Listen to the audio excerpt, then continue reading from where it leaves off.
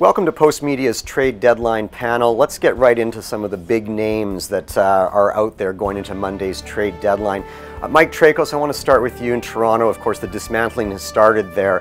Who are some of the key names in play right now? Well, with Dion Phaneuf, Joffrey Lupul, and even Phil Kessel as potential trade bait items, I think the Leafs have a real good chance of winning the day, the deadline day. And they're all tricky contracts because none of them are UFAs, but if the Leafs are willing to take back some salary, I think a guy like Phaneuf to maybe a place like Detroit, or Lupul to a place like Washington or even Calgary could make a lot of sense for both teams. I like Detroit, frankly, to acquire a defenseman, but I'm also very interested to see whether San Jose ends up being a seller at the deadline. If they happen to look like they're going to miss the playoffs, I know they've questioned their mix many times. Todd McClellan has questioned their mix. It's not unquestionable. I don't think that you would see a Patty Marleau or, on the outside, maybe even a Joe Thornton go. Cam, again with you, Zach Kassian in Vancouver is a big subject. When this guy is on and playing with the Sedins, he's a star, and if he's not a star, he's sitting in the press box. How important is it for the Canucks to either keep Kassian or trade him as his value seems to rise close to the deadline? Well, it's a tough one because every time he does play one of those games where he's all over the score sheet and playing really well, it's tough for them to say goodbye to him.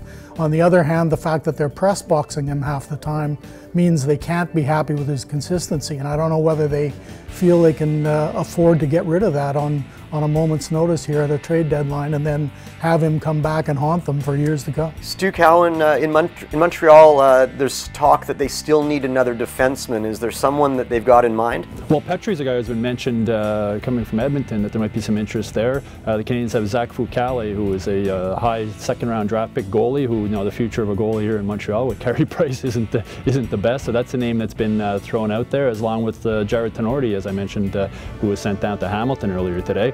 The other interesting situation is going to be Chicago with the injury to Patrick Kane, and Patrick Sharp's name is out there. Marc Bergevin has a connection to Chicago where he was an assistant GM. I wonder if there could be something there, but I think Chicago's going to be an interesting team to watch leading up to the deadline. Finally, I wanted to ask Craig Ellingson about the Calgary situation. Of course, Mark Giordano out perhaps for a long time. They've been dangling Curtis Glencross. Is it really important for Calgary that has perhaps overachieved to make a move here? I don't know.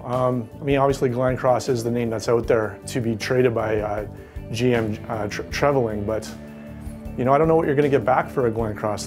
That's future territory, a draft pick or some kind of a middling prospect maybe, since he's getting on in age as well. I don't know. The Flames have done a lot with nothing. No one ever thought they were going to be in the mix for the playoffs. They were going to be in the mix for Connor McDavid in some people's minds. So I don't think the Flames are going to panic and roll the dice, because even though they've gone out and surprised a lot of people, and who knows how far they would go in a playoff run with Giordano in the lineup, that's hard to say.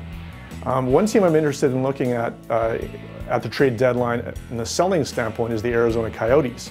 They're 1 point ahead of the Edmonton Oilers. They're firmly in the Connor McDavid derby, or trying to get as high a draft pick as possible. And they've got stuff to sell. GM Don Maloney has said everybody's on the block except for captain Shane Doan. So you're looking at guys like Keith Yandel, a defenseman who can score, face-off man in Antoine Vermette, and even Oliver Ekman-Larsson, a young defenseman who's got a lot of upside and a future in the league. So I'll be looking at that. Well, thank you to Cam Cole, Craig Ellingson, Mike Trakos, and Stu Cowan. Looking forward to reading what you have to say on Monday, NHL Trade Deadline Day.